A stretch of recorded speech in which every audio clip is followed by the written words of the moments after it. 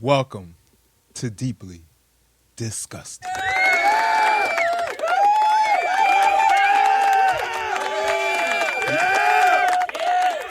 And today we're going to talk about Trump sending troops to Memphis, Tennessee. It's about time they start cracking down on crime. I'm tired of it. And we also going to discuss an eruption that happened in Congress. It's kind of out of line if you ask me. And guess what the topic was about? Crime. Democrats don't want crime to end. That was the argument in Congress. It's things that they argue about today that you would think will only happen in like a fantasy world, like a world that's like in Minecraft or something, you know? But there are actually people that you voted for fighting against the government to stop crime. Wow. Well, let's get to the show, ladies and gentlemen. Thank you for watching. Like and subscribe. Administration's sweeping crime crackdown is hitting Memphis next. President Trump ordering the National Guard to the major city this week. It's a move that's getting praised by the Tennessee governor. But some Democrats feel differently. I think it's really important. We need to stand up against this fascist takeover. That's not a bad word. It's a fact. Chairman, I think it's insane that the young lady doesn't have an argument, but she's going to refer to me and some of my colleagues. Mr. Donald, we were from the Third Reich. This is insane. You're going to look at 14, 15-year-olds as a bunch of criminals? It's insane. Oh, Do I look like a member of the Third Reich to you, Ms. Tlaib? Is that what I look like to you? You're the one taking your voting card. Is that what you think? Is that what you think?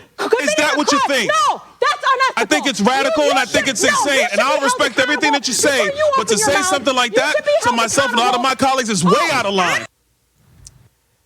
And to think that somebody by the name of Charlie Kirk just got assassinated. He just got assassinated because the left and their rhetorics that they push on conservatives, calling us demons and devils and Christ's servants and, racists, and we spawned from Hitler and all these things they spit into the minds of young boys. And still, today is, this happened Friday, but today is Monday. This man, Charlie Kirk, was just politically assassinated. And they still continue to push the right wing into the rhetoric of we are all racist. Fascist takeover. Well, joining me now is Brevard County, Florida Sheriff Wayne Ivey. Sheriff Ivey, I was very excited to have you. I'm a Florida girl. Yo, Sheriff Ivey look like he ain't no joke. What's going on? I ain't doing no crime where he at. And we got crime under control in the great state of Florida. Memphis, Democratic mayor there, #1 for violent crime per capita. What's the difference between what Memphis is doing and what you're doing? Well, first of all, thank you for having me on. And what's different is in Florida, we have zero tolerance for crime. As it should be. As it should be. In my opinion, I think it's racist to accept zero crime in many Caucasian communities. Right? For example, I remember one time in Hoboken, it happened in actually Short Hills, but the family was from Hoboken, and some guys from Irvington, Newark, New Jersey, they decided to go there 5 deep in a stolen car and basically take the life of a lawyer in front of his kids and wife. A nice, beautiful white family right there at Short Hills Mall. It was a tragedy. But this whole state went on lockdown. The whole state went on lockdown. They caught all 4, I think it was 4 or 5 of them. It went on lockdown. You know why? Because there's no murders in Short Hills. Short Hills is 0 murders. And that was 1 murder. And the whole state went on lockdown. So that's why I think it's racist to accept 400 murders just because you call it the inner city. I tell everybody, crime will rise to the level a community will tolerate, and we don't tolerate it in Florida. We are a law and order state, and what you're seeing happening in Memphis is they have turned a blind eye to certain levels of crime, and now it's blown up on them, and they can't get it back under control. Yeah, and as I understand, They turn a blind eye, not directly but indirectly, based on their policies. Their policies are laxed on crime. Their liberal policies are laxed on crime, and if you ask my opinion, if you really want to get deep into it, it's all done on purpose to control you and to keep you in one location for voting purposes. since you've taken over in Brevard County 12 years, a 52% dip in the crime rate there? That's correct. Right at 52% reduction in crime. Fewer victims of crime last year than any time in the last 45 years. And our population's gone up, but our crime rate's gone down. Yeah, in Florida, lowest violent crime rate, I believe I heard you say, in 46 years. So big deal there in the state of Florida. I want to play for you. Imagine that. Imagine that. A place that's so racist. Everybody, Florida's the South. Florida's so this, Florida's that. Florida's a red state. It's so racist, but guess what? The black people could at least live there and not worry about getting shot in the head. Okay, if y'all call that racist, then I want to live there. Let me go to the racist places, because it seems like the racist places are protecting my family. It seems like the places y'all call racist, the ones who's educating my kids into the full extent and making them very productive citizens. It seems like living in a racist state, I can actually go to the store and I don't gotta worry about getting shot in the head by somebody that looks like me.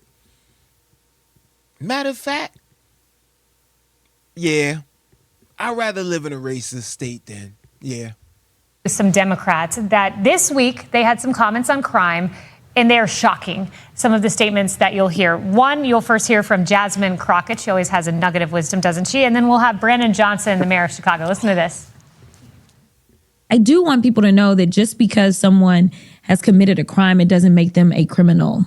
That is completely different. Being a criminal is more so about your mindset.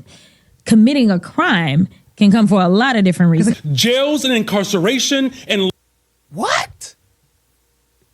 What did she just say? She said committing a crime doesn't mean that you're a criminal. It just means that you just made a little mistake. You just blew off Johnny's head. You just send him to therapy. Give him 2 weeks. Let him talk to somebody for 2 weeks and let somebody get through to him, you know? And then we'll get him a job and we'll put him back out there and make sure he become a good old American citizen. But he blew off his head. Law enforcement is a sickness that has not led to safe communities.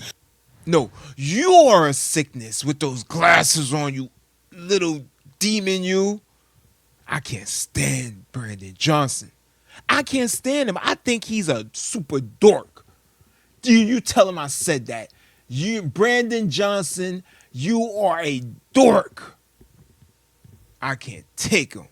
Look at him. Look at him with them silly. Y'all remember that movie? Remember that movie with the little critters? Them little critters that was like growing if you pour water on them. What's the name of that movie? Gremlins? He was the leader. Look, remember the leader had the white beard? Brandon Johnson is a gremlin. Brandon Johnson is a gremlin. Yes. Pour water on him right now and see what happened. Go. I dare you. I dare you to pour water on Brandon Johnson right now.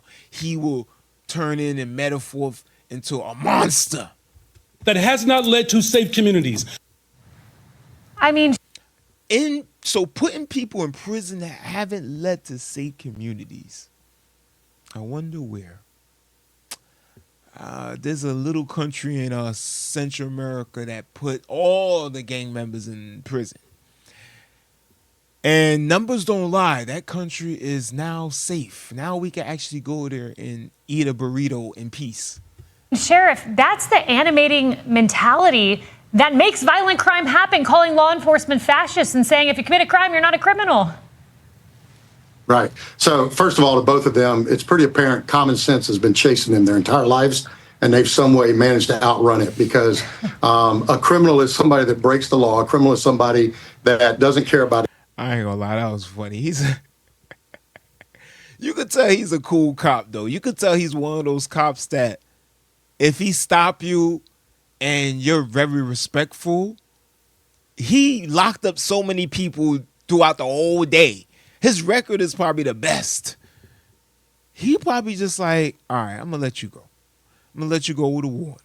And remember, you make sure you watch that Miami game on Friday we spoke about. He seems like that type of cop. Anybody else, and they're going to do what they want to do regardless of the rules. So I don't know where she got that. Look, it really comes down to this.